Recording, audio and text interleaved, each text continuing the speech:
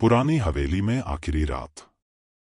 क्या आपने कभी किसी ऐसी जगह रात गुजारी है जहां हर दीवार कुछ कहती है, जहां हवाओं में भी किसी की सिसकियां सुनाई देती हों? आज की कहानी एक ऐसी ही पुरानी हवेली की है जहां किसी ने एक बार रात बिताई और फिर कभी वापस नहीं आया। रवि और उसके 3 दोस्त नेहा, तुषार और अदिति नए व्लॉगर्स तहाई उनका आइडिया था हॉन्टेड जगहों पर जाके व्लॉग बनाना। स्पूकी इंडिया सीरीज ऐसा नाम सोचा था उनके नए कंटेंट का। एक दिन उन्होंने सुना उत्तराखंड के एक छोटे से गांव पहाड़पुर में एक 100 साल पुरानी हवेली है जहां कोई भी आदमी रात गुजारता है तो या तो पागल हो जाता है या कभी लौटकर नहीं आता। परफेक्ट कंटेंट, रवि बोला। सब रेडी हो गए, कैमरा, माइक्स, टॉर्चेस और एक्साइटमेंट।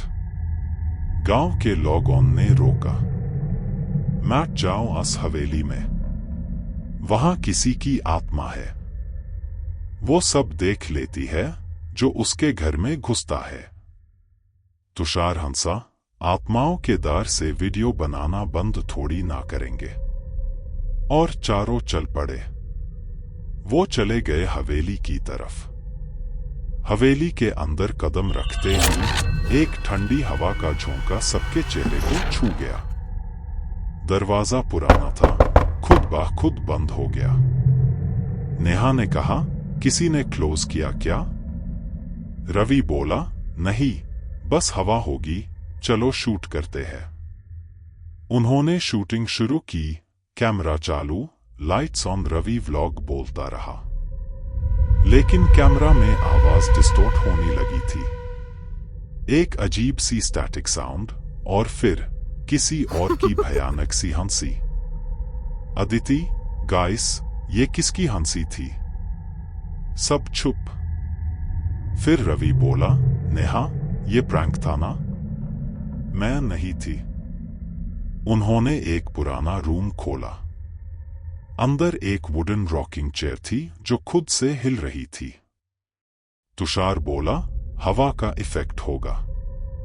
उस चेयर के बगल में एक पुरानी फोटो थी, एक औरत रेड साड़ी में, आंखों में क्रोध, और नीचे लिखा था, शारदा देवी क्लास रेजिडेंट 1923।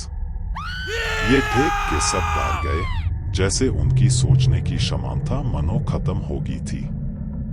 उन्हें लगा जो मजाक के लिए स्टार्ट किया था वो अब एक जानलेवा भवंदर में फंस गए।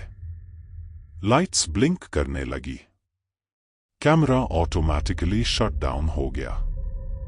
फिर एक औरत की आवाज आई, तुम लोग भी चले आए जैसे बाकी सब।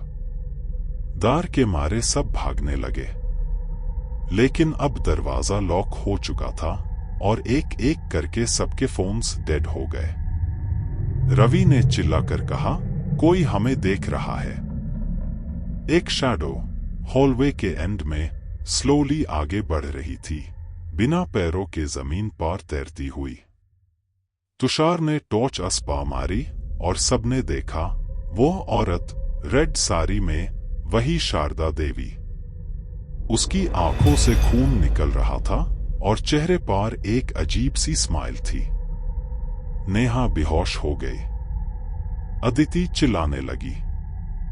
रवि ने नेहा को उठाया और चारों एक कमरे में जाके छुप गए। उस कमरे में एक डायरी थी जिसमें लिखा था, जो भी इस हवेली में आता है उसका एक पाप जग जाता है और ये हवेली उससे कभी माफ नहीं करती।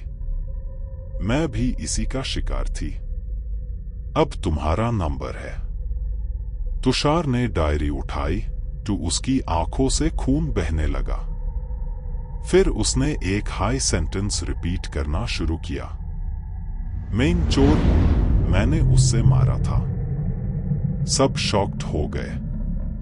रवि बोला, क्या कह रहा है तू? अदिति ने सच बताया। तुषार ने कॉलेज में एक लड़की को सुसाइड के लिए मजबूर किया था, उसका गिल्ट उसके साथ आ गया। और इस हवेली ने उससे ले लिया।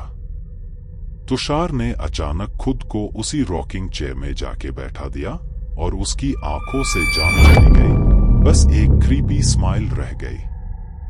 रवि, अदिति और नेहा भागकर एक छोटी सी विंडो से बाहर कूद गए। जब वो बाहर आए, सुबह हो चुकी थी। गांव के लोग उन्हें ले गए और पूछा, चौथा बंदा कहाँ है? रवि बोला, वो अब हवेली का हिस्सा बन गया है।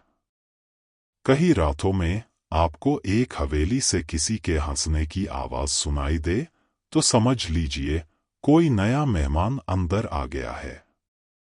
आज भी वो हवेली राजस्थान में मौजूद है। क्या आप वहां जाना चाहेंगे?